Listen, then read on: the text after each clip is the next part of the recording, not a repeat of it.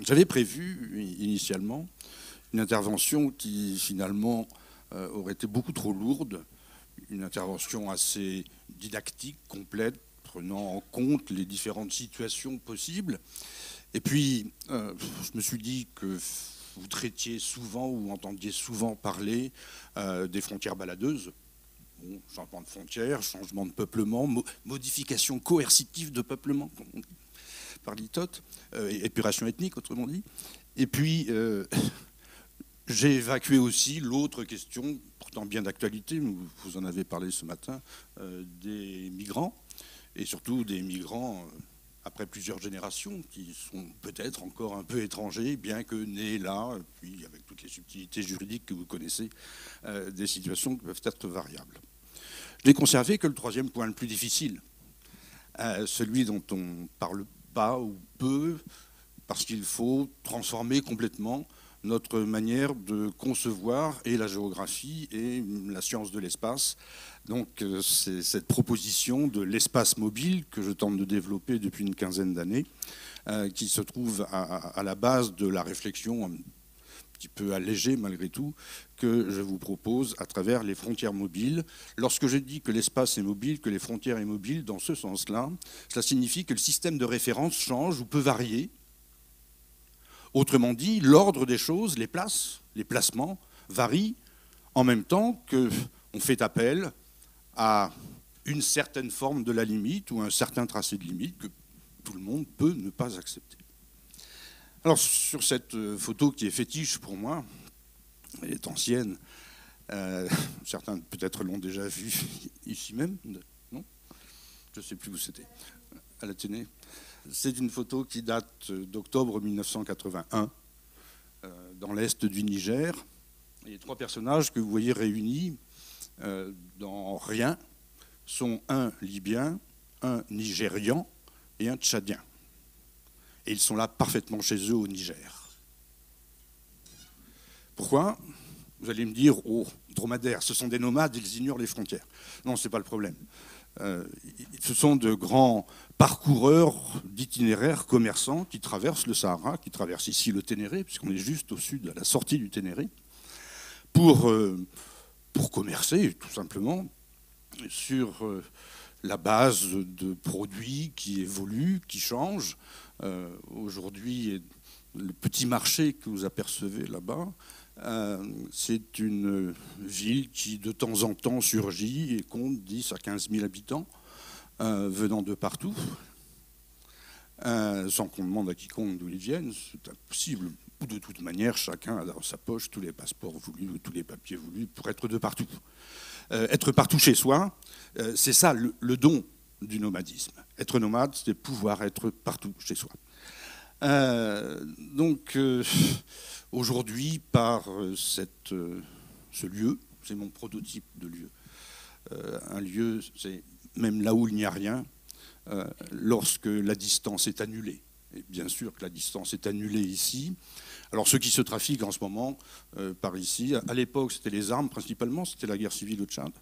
Maintenant ce sont toujours un peu des armes, mais surtout de la drogue et surtout de l'idéologie. C'est un des nœuds utilisés par l'État islamique d'Afrique de l'Ouest. Nous parlerons de Daesh tout à l'heure pour finir. Mais Boko Haram a changé de nom et a changé de vocation. Donc voilà un des points de chute ou un des points de départ du réseau d'extension de Boko Haram à travers l'Afrique de l'Ouest. Bien, passons. Voilà un type de situation qui nous met évidemment dans l'ambiance. Nous allons nous adosser sur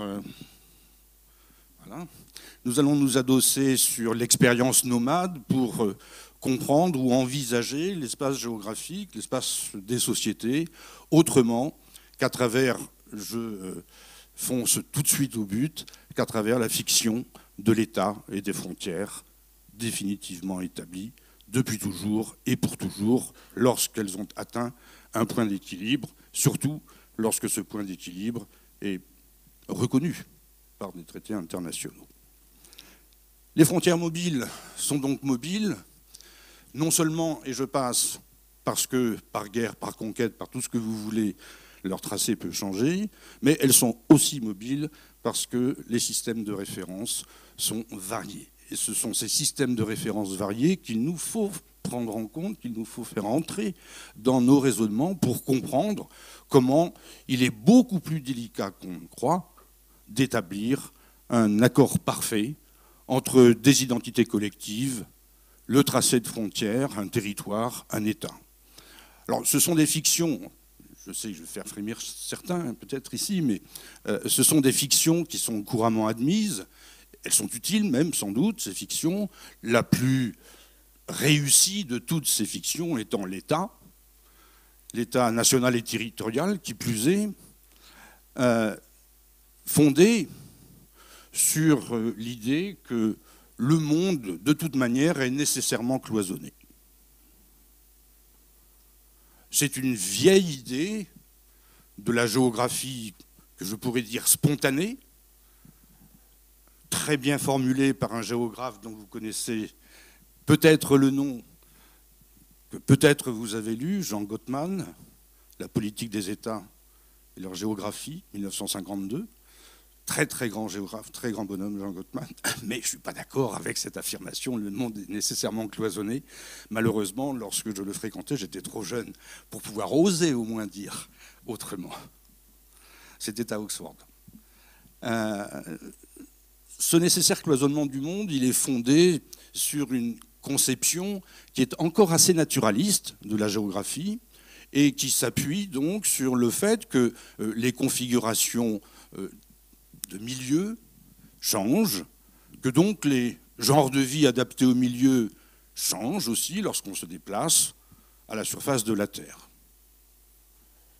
À chaque fois qu'un changement se produit, une limite est tracée, et le fait de pouvoir dessiner sur des cartes des limites qui sont en général absolument imperceptibles sur le terrain aide beaucoup à fonder cette illusion que le monde est cloisonné. Mais pour que le monde soit cloisonné, pour admettre que le monde est cloisonné, il faut surtout admettre qu'une limite a bien deux bords. Alors ça va vous étonner peut-être ce que je vous dis là. Une limite à deux bords, ça veut dire que du côté de l'intérieur, on sait bien jusqu'où cet intérieur peut s'étaler, puisque de l'autre côté, il y a aussi un intérieur qui affirme sa surface, son étendue, en venant se coller très exactement le long d'une ligne, la ligne frontière. Or, vous savez, la frontière linéaire est une invention très récente. Vous êtes majoritairement des historiens, je ne vais pas vous l'apprendre. Regardez les frontières françaises du Nord-Est, par exemple, comment c'est une ligne à trous. Enfin, c'est un pointillé, ce sont des places fortes, avec des glacis, avec des marges, des confins ailleurs. Alors, de temps en temps, on va évidemment tenter de faire correspondre des identités qui vont devenir politiques avec une ligne qu'il faut inventer. Mais ces limites sont innombrables et finalement très très rarement superposables. Alors l'État, c'est donc une belle fiction qui a réussi. C'est ce qui sert d'assiette le plus souvent à l'évaluation de l'état du monde, par exemple. On passe toujours par l'État. Les États, on les associe, on fait des groupes d'États, des régions mondiales, mais c'est toujours l'État. Et puis, il faut se rappeler qu'en 1648, avec les traités de la conférence de Westphalie, cette invention, elle prend une consistance diplomatique, évidemment, mais une consistance politique qui va devoir se construire progressivement. Il faut attendre 2 siècles, 3 siècles pour arriver au résultat qui était imaginé. Ce résultat, il est fondé sur trois pieds. Le premier pied, d'abord, c'est que dans les affaires politiques, c'est le politique qui l'emporte, primauté du politique. Deuxième pied, on fonde l'idée de l'unité. Par l'exercice de la fonction politique se trouve réunie une unité qui va progressivement prendre le sens de nation au sens moderne, pas au sens de la période moderne, mais au sens moderne du terme. Et puis, pour clore le tout, si on peut dire, mais on voit bien que c'est le fondement, on invente le territoire.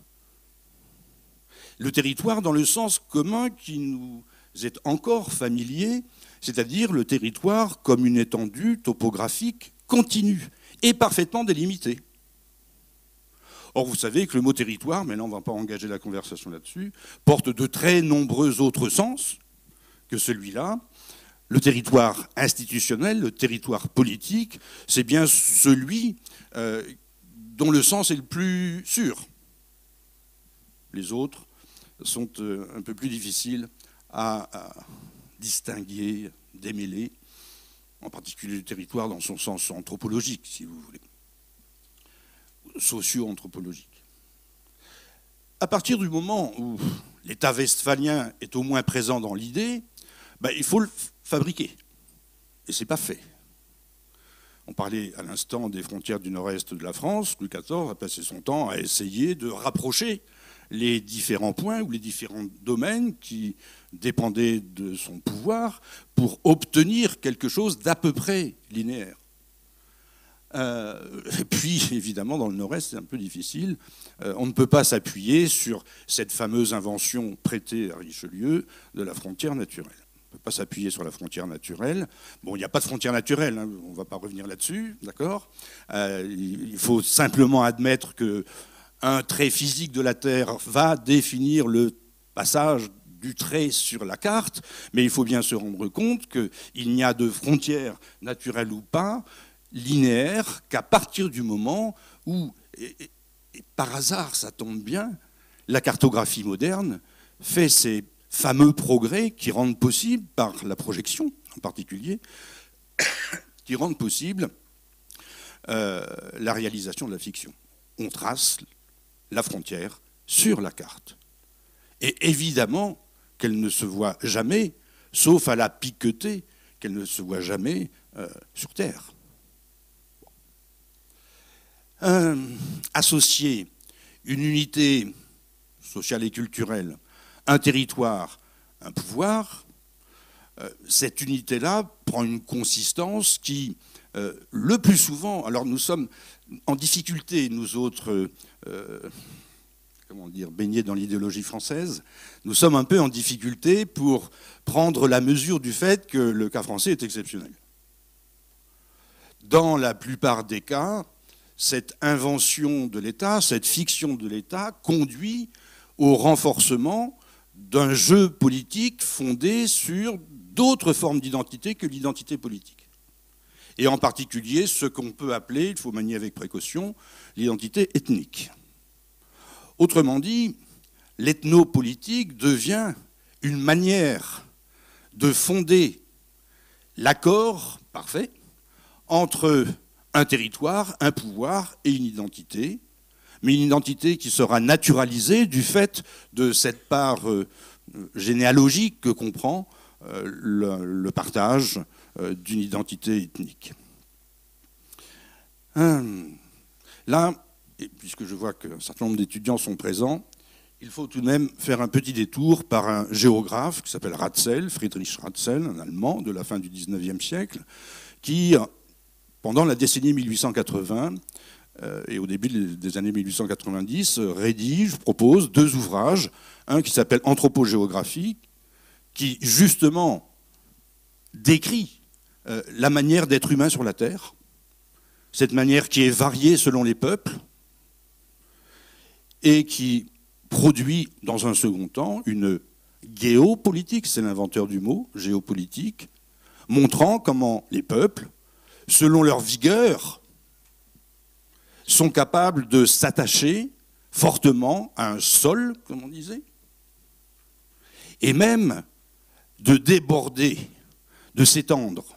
Le paradoxe de Ratzel, enfin ce que j'appelle le paradoxe de Ratzel, c'est que en même temps, il nous montre comment les peuples sont attachés à leur sol et naissent même de leur sol, pourrait-on dire, mais comment aussi ils se diffusent ou se rétractent. En fait, Ratzel est le premier théoricien, géographe, de la diffusion. Son objet, c'est d'expliquer l'extension allemande à travers l'Europe. jusqu'à la Volga, vous savez. On reparlera de l'Europe tout à l'heure.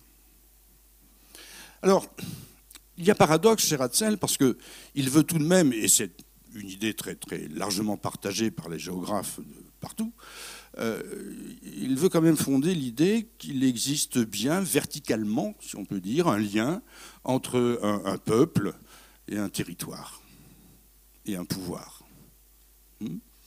Ça vous rappelle quelque chose? D'accord.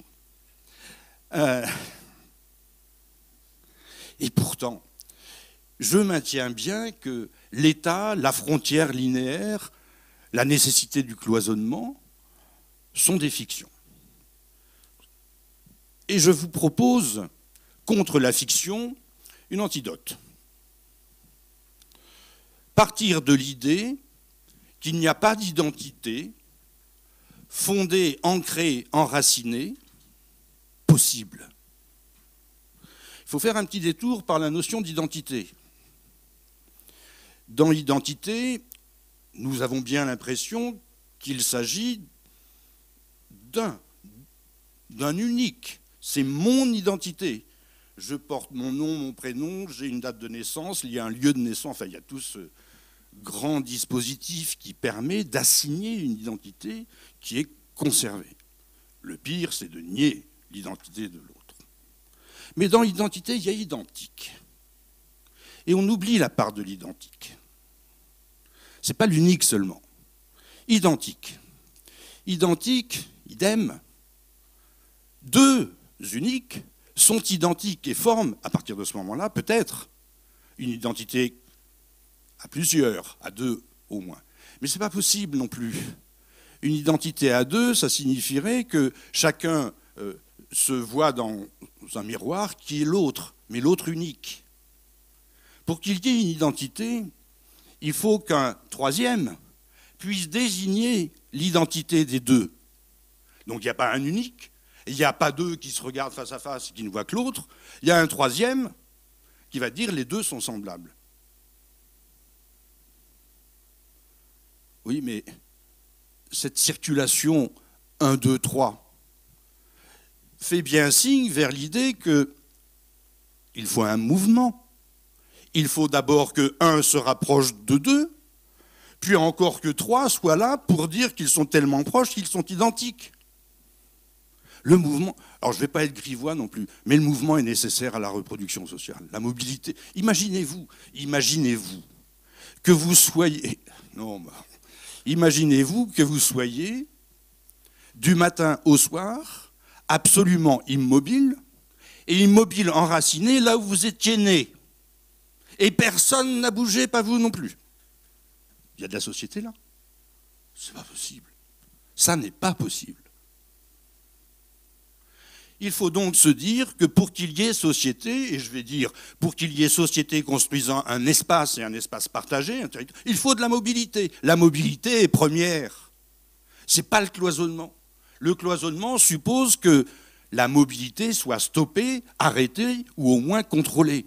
L'espace géographique, l'espace des sociétés, c'est un vaste dispositif de distance que l'on peut ou pas parcourir, dépasser. Nous pouvons, et grâce à la mobilité, mettre à distance, mais aussi nous rapprocher. C'est ce que nous avons fait aujourd'hui. Nous étions tous ce matin dans des endroits dispersés de l'agglomération bordelaise et de plus loin encore. Et puis tout à coup, nous voilà parlant les uns avec les autres. C'est étonnant, non? Qu'est-ce que nous avons fait? Pour pouvoir agir socialement, nous nous sommes transportés tous vers un signal, archives départementales de Gironde, dans l'amphithéâtre dont j'ai oublié le nom que j'ai lu au passage tout à l'heure. Et par là, nous avons constitué quelque chose qui constitue l'unité la plus fabuleuse à laquelle il faut faire référence en géographie. Nous avons constitué un lieu. Nous avons annulé la distance qui nous séparait, ou les distances qui nous séparaient. Et puis ceux qui n'aiment pas, ils peuvent se remettre à distance et quitter la salle, et du coup quitter le lieu. Le lieu, c'est un événement, c'est quelque chose qui se passe et qui fait que par désir ou par obligation, nous réduisons les distances qui nous séparent. C'est le mystère, si vous voulez, de l'organisation de l'espace des sociétés que je viens de vous raconter là. Au lieu de cela, fiction, nous passons notre temps à tracer des limites pour essayer de distinguer.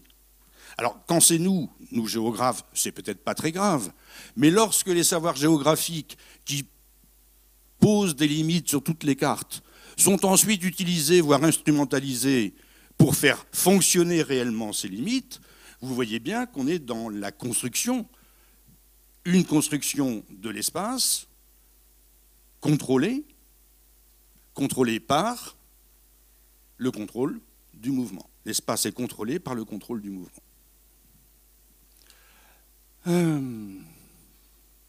Mais qui a le pouvoir de faire ça? Qui a le pouvoir de contrôler le mouvement? Au passage, vous aurez admis avec moi, mais je ne peux pas y insister trop parce que Sandrine va me faire les gros yeux, c'est une des grandes propriétés du pouvoir, le pouvoir de contrôler le mouvement. Alors, Sandrine l'évoquait, nous allons arriver à ce moment-là du contrôle du mouvement qui porte le pouvoir, nous allons arriver à cette grande distinction trop commode établie entre le nomadisme et la sédentarité. En même temps que l'idée que le monde est nécessairement cloisonné, l'idée dominante qui court à travers la géographie de l'Antiquité jusqu'à nos jours et qui court à travers l'esprit commun de l'Antiquité jusqu'à nos jours, c'est que la civilisation, ça va avec la sédentarité. La civilisation, ça va avec l'agriculture, alors que les nomades sont des barbares. Et d'ailleurs, ils sont mauvais croyants, mécréants, ou bien sorciers, ou bien bandits, enfin tout ce que vous voulez. Le nomadisme donc est du côté de la préhistoire, du côté de la barbarie, du côté de la marginalité, alors que la norme, c'est la sédentarité, et la sédentarité bien ancrée dans la terre et dans la terre agricole, évidemment. Ancrée dans la terre agricole. Je voudrais que vous vous rappeliez combien la ville est décriée, depuis presque toujours, et encore maintenant. Quand on veut transformer la ville en nature, c'est bien que l'on est en train de nier la ville. Bon. Qu'est-ce que c'est la ville? Quelle est la propriété de la ville? La propriété de la ville, c'est justement de rassembler, de rapprocher, de rassembler le maximum de diversité, mais grâce à la densité. Bon, je donne la définition de la ville de Jacques Lévy. En fait, il l'a prise ailleurs. Chez Max Weber, et puis chez Henri Lefebvre. Mais Henri Lefebvre dit que la ville, c'est là où on se monte sur les pieds. Donc la ville, finalement, elle est placée du côté du mouvement. La vraie sédentarité, la seule qui vaille, c'est la sédentarité ancrée, enracinée dans la terre agricole. Terre agricole, terroir, territoire, nous pouvons filer. La ville est du côté des nomades. La ville est du côté des nomades. Les commerçants ne sont-ils pas des nomades? Comme les marins. La ville, la mer, le commerce, d'un côté. De l'autre côté, le vrai, le bon, la terre, le paysan, le producteur. Vous entendez juste derrière les connotations négatives et positives que portent ces classements? Mais fixés, sédentarisés, assignés à résidence, nous ne pourrions pas inverser le système des valeurs et se dire que cette assignation à résidence relève du servage et que la grande liberté, finalement, elle est aux nomades. Alors, d'où vient cette fixation de la norme sédentaire? Bien, de la nécessité de contrôler le mouvement pour le pouvoir, par le pouvoir. Donc on invente le territoire, mais le territoire, c'est un mot qui vient de la terre comme terroir, il est bien arrêté. Alors je vous propose, enfin le monde qui se propose à nous aujourd'hui nous impose de changer probablement notre manière d'envisager la description géographique à partir des limites qui enserreraient des unités dont les qualités seraient facilement mesurables, qualifiables, etc. Inversons la méthode et prenons le mouvement comme étant premier. Oui, ben on ne sait pas faire. Parce que le mouvement, dans notre géographie, c'est toujours un déplacement. Déplacement, oh, c'est pas un peu péjoratif ça aussi? Déplacement de population. Les mauvais élèves, là, vous allez vous déplacer. Ils ne sont pas mauvais, ce sont les bons. Alors replacez-vous. Personnellement, je sens dans un déplacement, quelque chose qui sonne négativement. Et en particulier quand il s'agit de déplacement de population. Donc, se pose la question de cette invention du terroir, du territoire, de la limite face à la réalité qui est celle du mouvement premier. Le pouvoir de fixer la limite appartient à certains, le pouvoir de dépasser la limite appartient à d'autres. La nécessité de se déplacer oblige à dépasser l'opposition du nomadisme et de la sédentarité. De temps en temps, nous sommes arrêtés. Nous ne sommes pas sédentaires pour autant, puisque nous repartons. Et de la même manière, nous ne sommes pas nomades. Les nomades ne sont pas toujours nomades, parce que de temps en temps, ils s'arrêtent souvent au même endroit. Les nomades, vous savez, sont très casaniers. Il faut aussi comprendre ça. Si. Mais aussi inventif, aventureux. C'est-à-dire que si le circuit du casanier ne fonctionne plus, on a la capacité à se projeter, ce qu'un sédentaire ne sait pas faire. Sauf qu'il devient migrant à ce moment-là. Le nomade n'est jamais un migrant.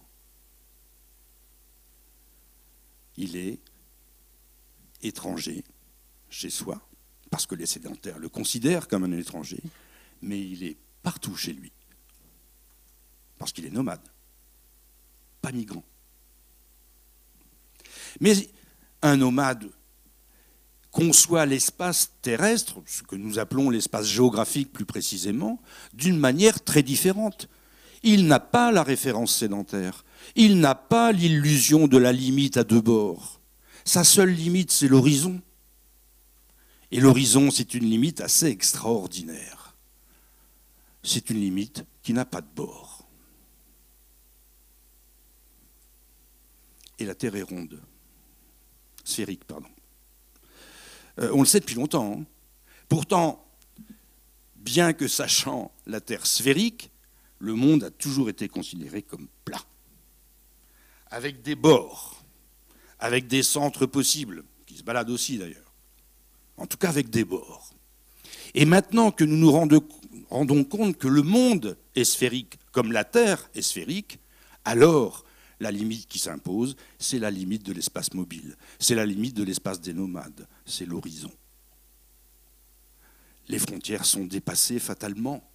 Bien sûr, les États tiennent toujours. Bien sûr, les renforcements de contrôle aux frontières sont présents partout. On projette même les frontières à l'extérieur ou au loin. Les frontières de l'Europe, elles passent au centre du Sahara désormais, vous saviez, hein ? Dispositif Frontex. Bon. Les frontières de l'Europe sont là-bas.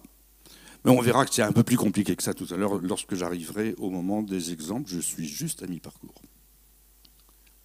23 minutes, 59 secondes. Ah, 24 minutes, pardon. Je viens de prendre la parole, quoi.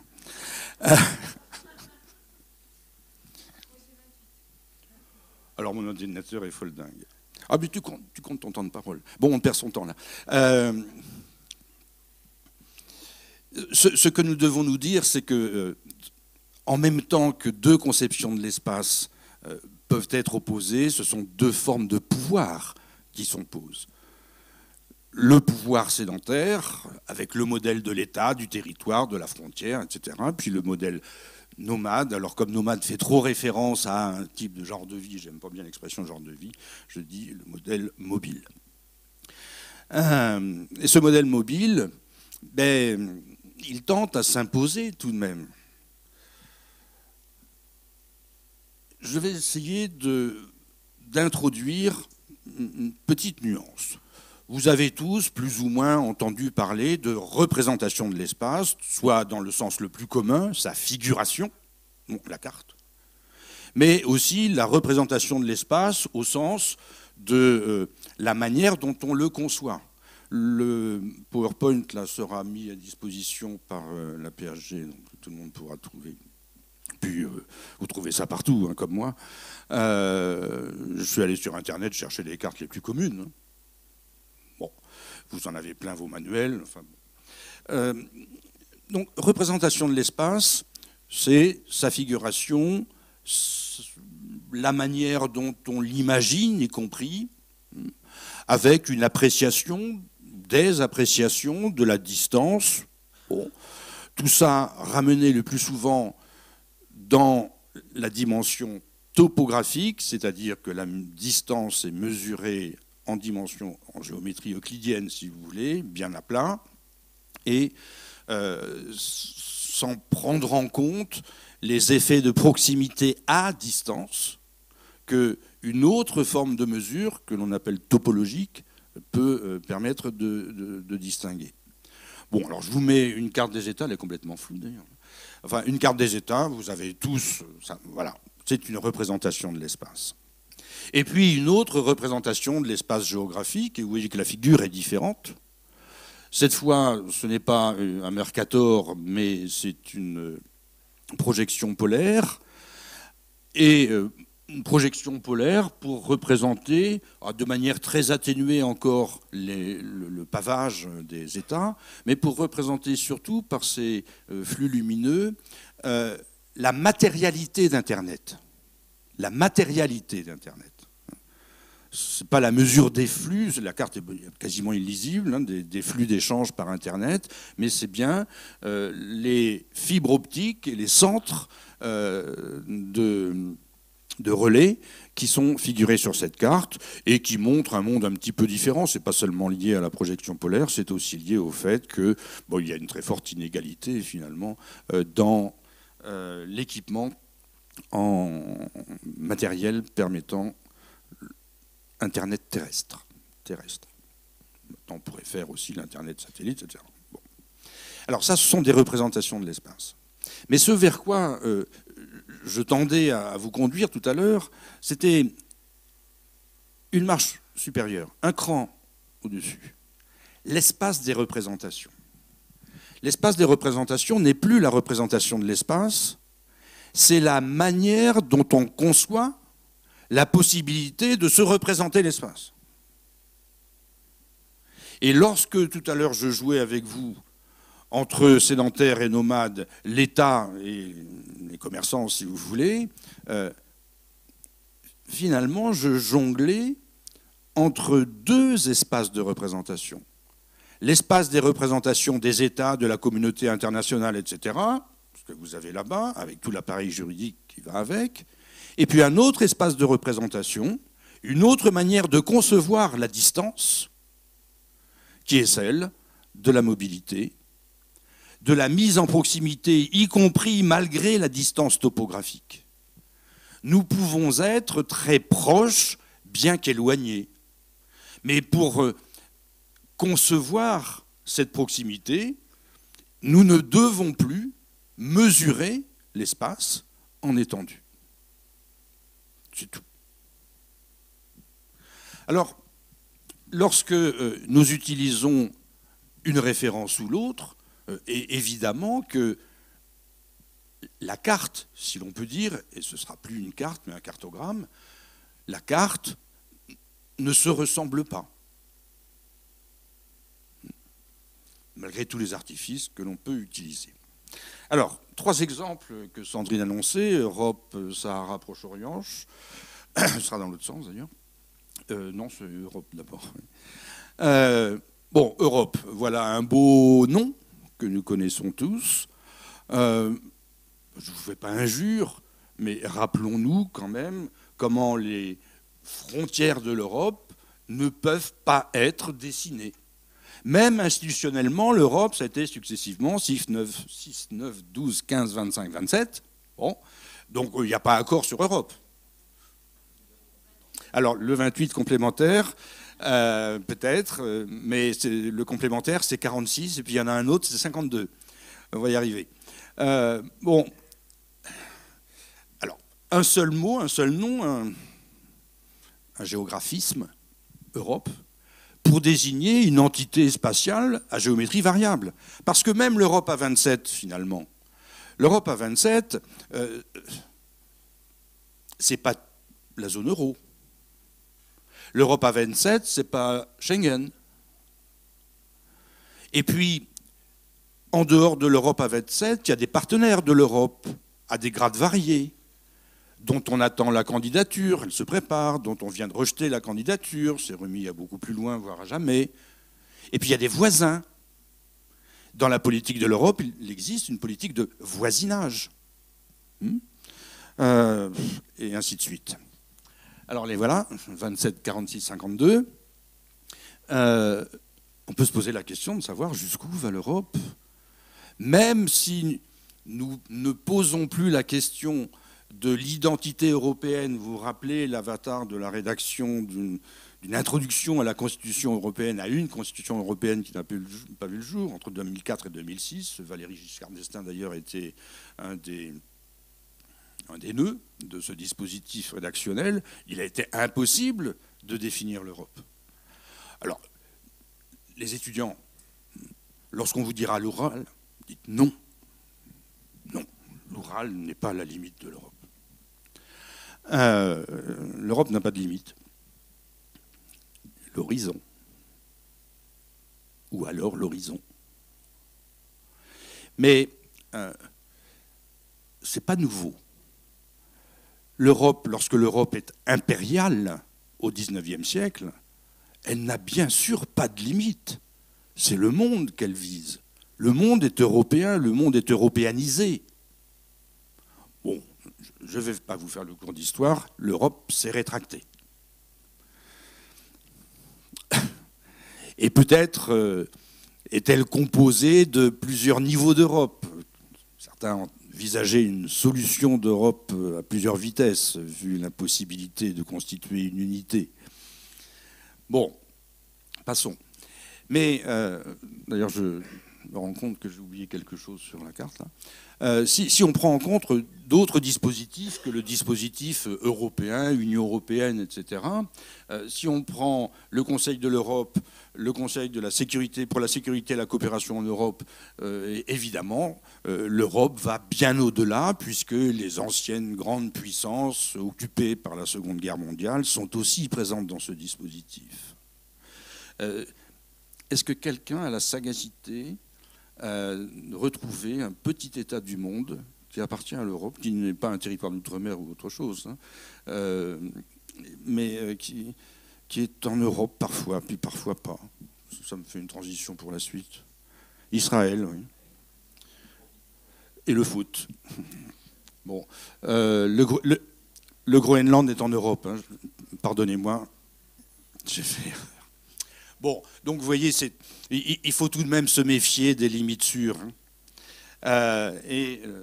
Donc, aller voir au Proche-Orient. Alors, j'avais promis à Frédéric, je crois, de traiter de l'aporie israélo-palestinienne. Enfin, c'est au moins ce que j'avais écrit dans le papier qui sert de résumé. Puis finalement, c'est trop simple. Enfin, non, si seulement c'était simple. Non, mais c'est trop simple pour l'exposé que je vais vous faire.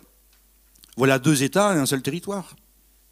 Et un territoire qui n'a jamais eu la forme de territoire, sinon à partir de 1919.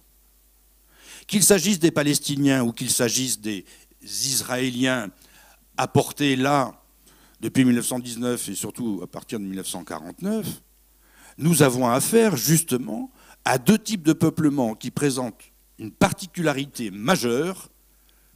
Ce sont des peuplements urbains.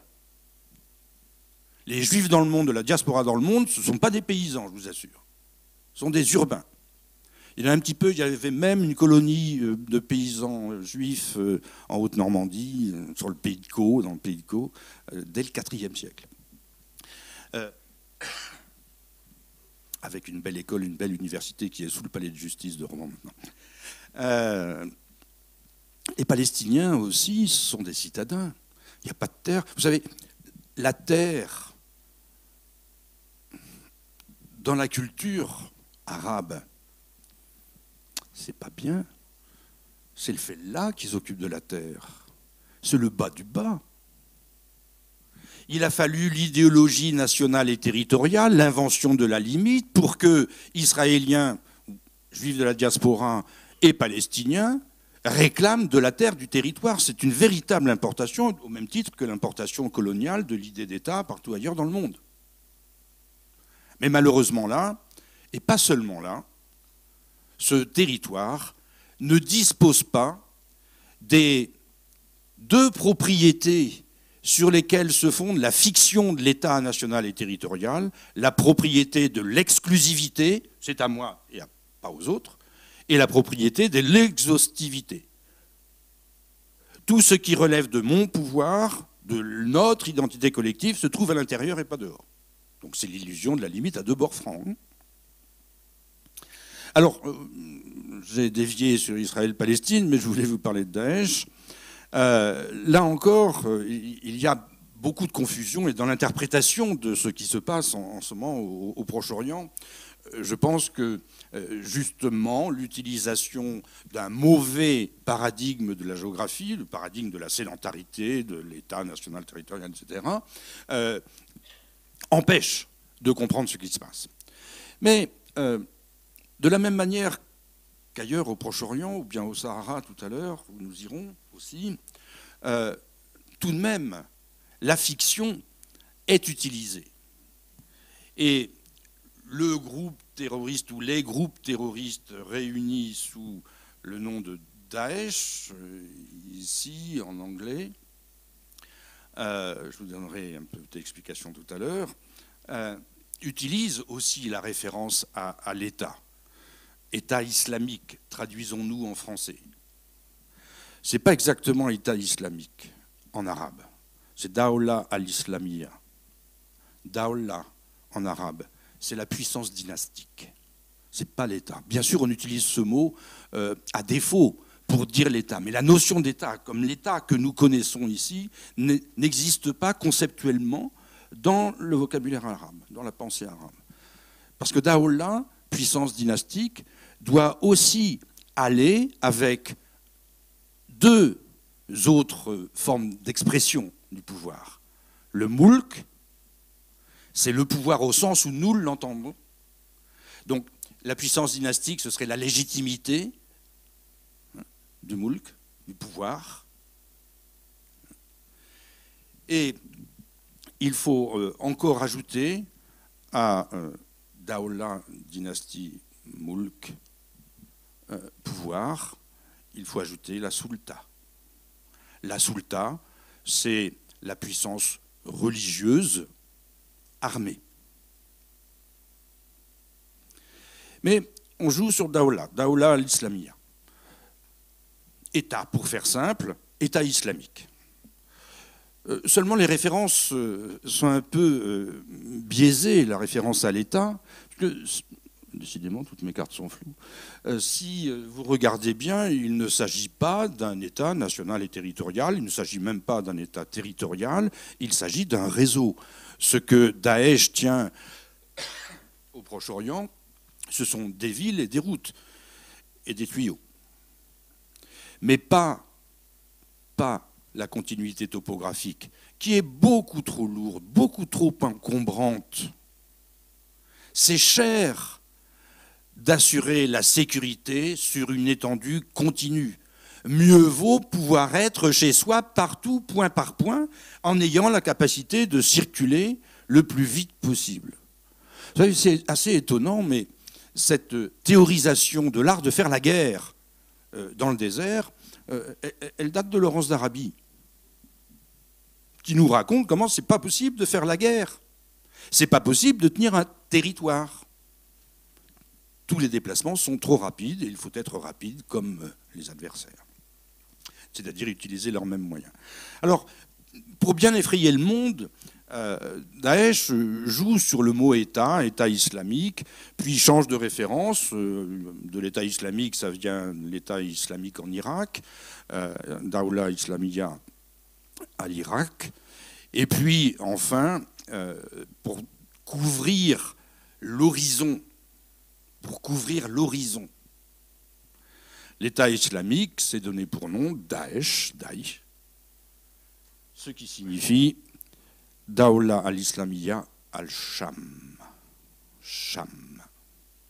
Sham, c'est un système, je ne sais pas comment traduire.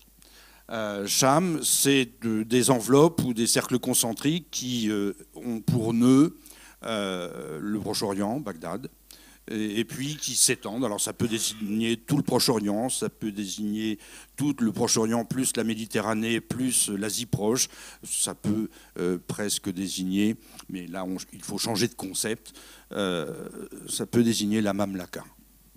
Et la Mamlaka, c'est un nom qui n'est pas traduisible, sinon par empire de la route. Ce n'est pas le territoire. C'est un autre espace de représentation, l'empire de la route.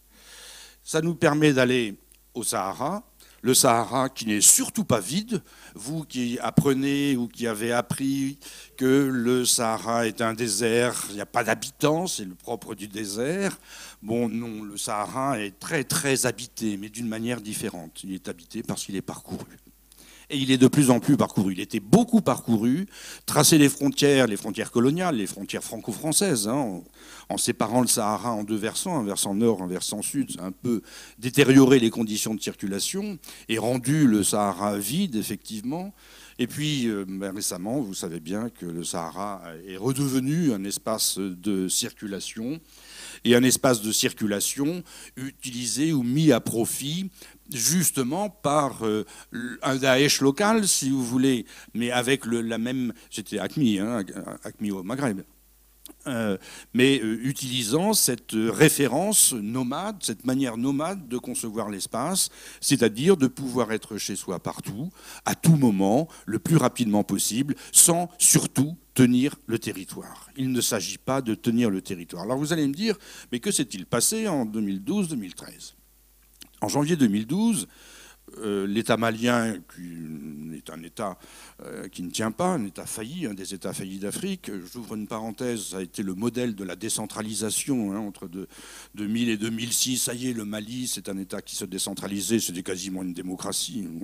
Il y a eu des thèses, et les gens qui connaissent, avec des thèses électorales, vous savez, de géographie électorale. Quand on connaît un peu la manière dont on vote, bon, passons. Alors, le Mali failli. Et comme depuis toujours, depuis l'indépendance, depuis 1969, les Touaregs ont profité de l'occasion pour réclamer ce qu'ils réclament depuis toujours, un territoire. Un État Touareg national et territorial.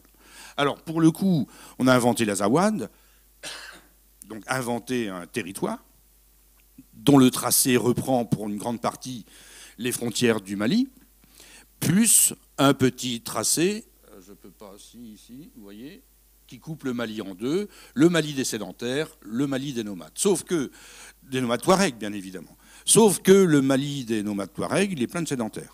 Plein de sédentaires Touaregs. J'ai oublié de vous dire quelque chose tout à l'heure.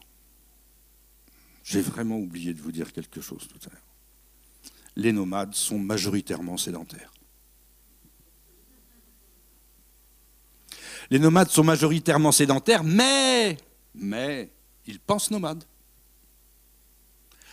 Donc la sédentarisation forcée, etc., ça a marché. Maintenant, c'est mieux d'être sédentaire. Enfin, pour des tas de raisons, c'est commode d'être sédentaire. Mais en gardant l'esprit nomade. Et ceux qui sont les plus mobiles parmi les nomades, ce sont les hautes catégories de la société touareg, pour celles que nous prenons en exemple. Et ceux qui sont sédentaires et astreints à résidence, qui ne bougent pas plus, qui ne peuvent pas bouger, sont tout simplement les esclaves. Ils sont Touaregs quand même. Hein. Bien. Alors, L'idéologie nationale et territoriale fait son chemin, les Touaregs réclament et proclament un territoire national. Malheureusement, il comprend plein de populations qui sont majoritairement non Touaregs, des Peuls, des Sonrailles, des Dogons, quelques autres populations, des Malinqués, et j'en passe, hein, les Bozos, les Somonos. Bon. Des populations qui sont plus ou moins mobiles, plus ou moins sédentaires, en tout cas qui partagent cette région. En faire un État touareg, c'est négliger la majorité de la population. Alors il y a eu des tentatives d'alliance entre les différents partis politiques régionaux représentant les différentes ethnies, mais ça n'a pas fonctionné. Donc on invente un Azawad, on le proclame, mais pour le réaliser, il faut le conquérir. Or, qui conquiert l'Azawad? Les alliés des Touaregs. Les Touaregs se sont trouvés des alliés qui sont capables d'être partout dans le désert et de prendre les routes et les nœuds. Acmi.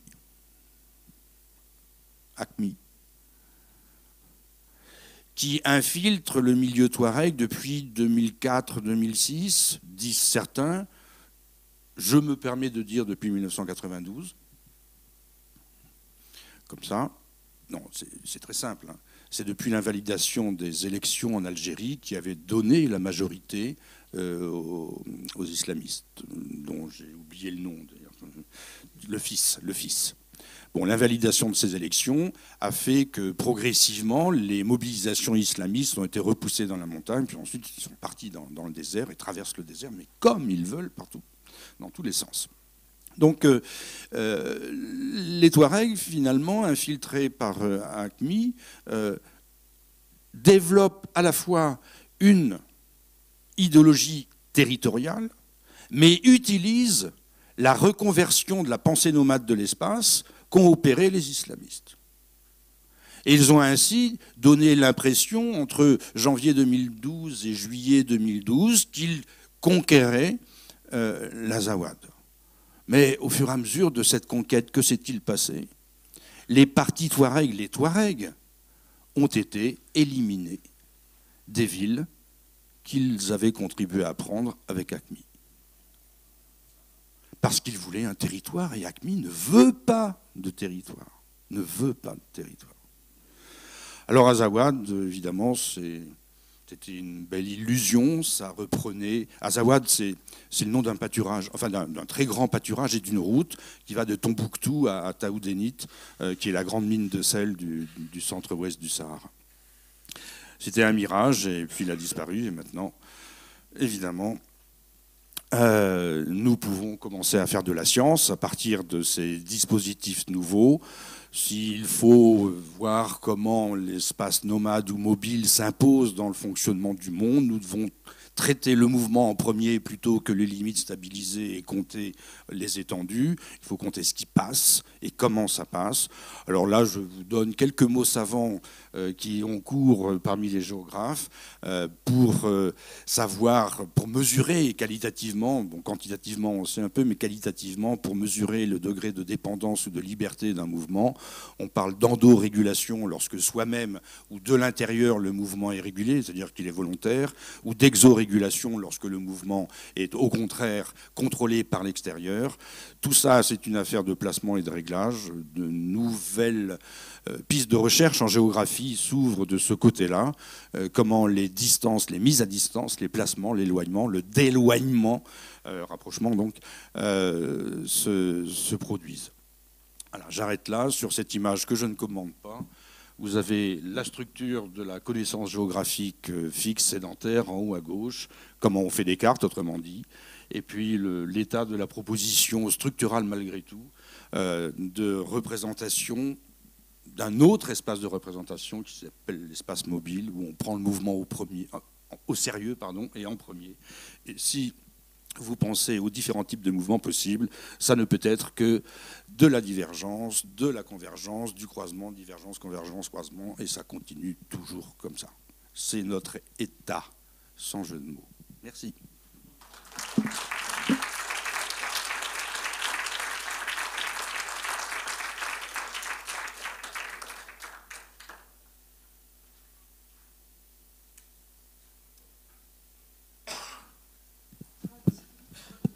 Merci Denis pour... Il y a des questions en haut, je pense. Merci Denis pour cette intervention. Et tu as pris un petit peu plus de temps que prévu, mais il fallait laisser l'exposé jusqu'au bout et la démonstration jusqu'à cette proposition de figuration de l'espace mobile. Il y a des questions dans la salle? Oui, dans votre figuration, où placez-vous les notions juridiques? Par exemple, la notion de droit du sang pour établir une nationalité joue un rôle extrêmement important. Un exemple, celui de la Birmanie.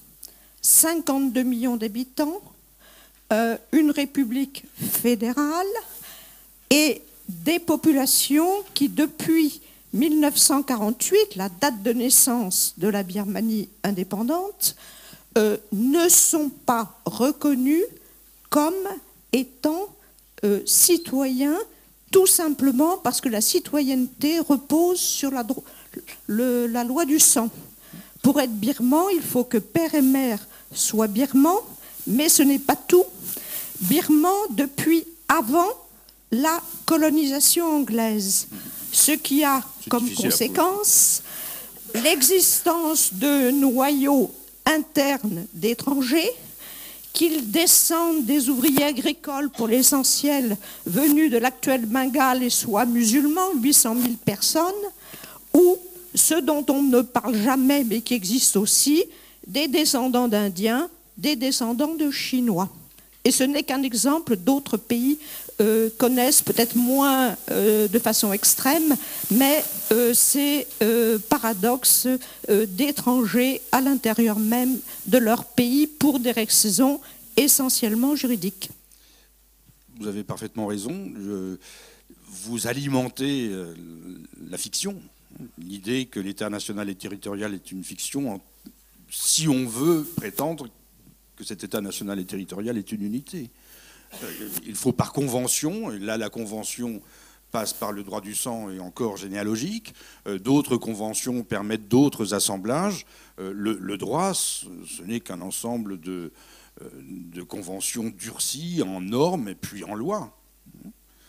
Mais à partir du moment où évidemment, on place l'identité collective sur une base ou sur une autre, tous les conflits sont possibles.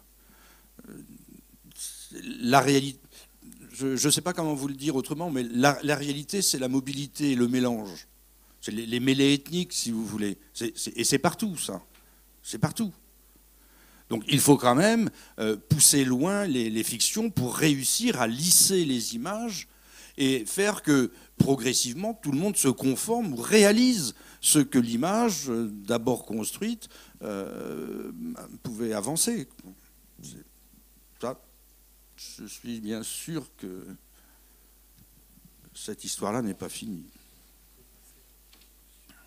Tant qu'on reste dans le même paradigme et dans la même pensée, les États ont quand même quelques difficultés en ce moment à se régler avec les fonctionnements réels de la société à la dimension mondiale.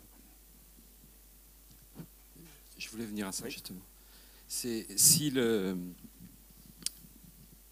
donc 1648, le territoire, le pouvoir, l'État, donc on assiste bien effectivement à une crise générale de ce modèle-là, mais comment l'action publique peut-elle s'organiser dans l'espace mobile? Est-ce que ça n'est pas l'abolition du politique, ou comment doit se transformer le politique? Oui, ça, pour le moment... Je termine. Je prends un seul exemple. Si on bascule dans des sociétés de réseau, de métropole à métropole, comment, par exemple, les grandes régions là, qui viennent de... Comment gérer un territoire? Comment l'action publique doit-elle se déployer et s'articuler? Oui, là, vous mettez le doigt sur la limite de la théorie de l'espace mobile, qui, théorie, dit bien son nom, c'est une hypothèse. C'est une hypothèse sur la manière dont fonctionne l'espace des sociétés. Ce n'est pas un modèle, c'est une hypothèse, ce n'est pas un modèle. Et la faiblesse de l'hypothèse, c'est que justement, la fonction politique ne s'y retrouve pas tout à fait. Mais c'est parce qu'on envisage l'exercice de la fonction politique uniquement par le territoire. On ne sait pas, et on n'arrive pas à l'inventer, on ne sait pas imaginer ou décrire l'exercice de la fonction politique dans une société de réseau. Sinon, en utilisant ces concepts complètement mous, et un en particulier qui est utilisé par tout le monde sans qu'on comprenne exactement sa faiblesse, c'est gouvernance. Ça ne veut rien dire, gouvernance. Enfin, c'est rien. Et c'est dans tous les programmes scolaires, surtout en terminale. Un mot qui ne veut rien dire. Et c'est partout, partout, partout. Alors, je pense qu'il y a du travail à faire de ce côté-là. D'abord pour éviter que gouvernance ne perde son sens premier, parce qu'il y a quand même un sens. Oui, à Dakar, au départ. Dans le Robert, c'est à Dakar. Oui, le mot gouvernance est né pour le Sénégal. Et puis aussi dans les sciences de gestion, beaucoup plus récemment, les années 70, pour, oui, le managing. Pour exprimer une nouvelle manière de manager les entreprises. Bon, là, c'est du travail à faire. Peut-être savez-vous ma très grande proximité avec Jacques Lévy. C'est un truc sur lequel on s'accroche, parce que lui injecte toujours du politique dans la géographie, moi du mouvement. Oui, mais justement, s'il n'y a pas l'État, s'il n'y a pas d'exercice de la fonction politique, il n'empêche que la puissance publique est nécessaire, ne serait-ce que pour maintenir les équipements qui rendent possible le mouvement. Alors, je vous rappelle ce que je vous disais tout à l'heure. Dans le nomadisme, presque tout le monde est sédentaire, et ceux du bas, ils sont astreints à résidence justement pour tenir en état les différents points de chute qu'utiliseront ceux qui sont en haut de la société. Et nous sommes dans cet état-là, où les gens qui sont astreints à résidence entretiennent les infrastructures, et puis les jet society et autres machins, et l'argent tout seul d'ailleurs, circulent de lieu en lieu, là où se présentent les opportunités les plus juteuses, si vous pouvez me permettre. Eh bien, l'espace est mobile parce que le centre change. Mais qui, alors gouvernance, qui contrôle. Alors il y a eu une tentative malgré tout, mais c'est une tentative totalement utopique, c'est de travailler sur le concept de responsabilité plutôt que souveraineté.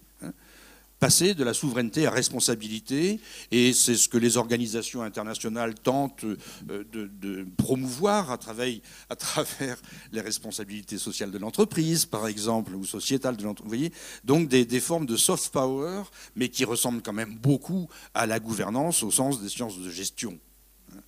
Bon, là, le travail reste à faire de la même manière que la figuration. On arrivera à imposer l'idée ou le tableau du monde comme étant mobile qu'à la condition de réussir des figurations aussi solides et aussi évidentes que la figuration cartographique. Et ce n'est pas en animant les cartes sur l'écran que ça passe. Pardon, mais... Il y avait encore oui, je n'ai pas posé, excusez-moi, je voulais juste, l'éternel étudiant en histoire que je serai remercie la qualité de l'intervention du géographe. Et ce mot gouvernance, depuis qu'on l'a dans le programme scolaire chaque année, je suis obligé de dire que ça ne veut rien dire, et on nous demande d'enseigner des mots qui ne veulent rien dire, c'est quand même assez fabuleux. Donc moi, la question, c'était l'historien par rapport au géographe, c'est est-ce qu'en fait, la vraie colonisation, elle n'est pas... c'est-à-dire la destruction des frontières créées par le colonisateur, il n'y a qu'à les regarder pour comprendre comment elles ont été tracées, elle ne vient pas de commencer au XXIe siècle avec tous ces réseaux islamiques, puisqu'on ne va pas parler d'État, mais de réseaux islamiques. Est-ce que ce n'est pas le monde du futur que ces hommes-là sont en train de nous dessiner, un monde sans frontières? Tout à fait, oui, je le crains bien.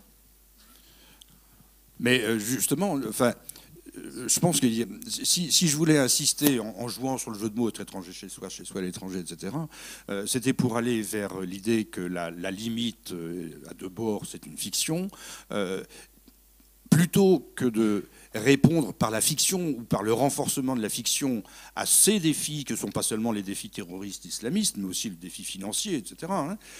Pour répondre à ces défis, il faudrait que là où est le pouvoir politique s'empare de cette manière de penser l'espace aussi, pour pouvoir agir. Alors, les États en réseau, ça existe. Ça a existé. Bon. Mais il faut le penser, ça. Le penser à la dimension internationale. Le droit international va devoir repenser la fiction d'État. Ça, Et c'est vrai que c'est assez préoccupant. On pourrait dire que ce qui est la réalité de nous tous est masqué par une fiction et on a le nez dedans. On a l'impression que la civilisation va disparaître parce qu'on s'en tient à un espace de représentation qui ne fonctionne plus, qui est dépassé.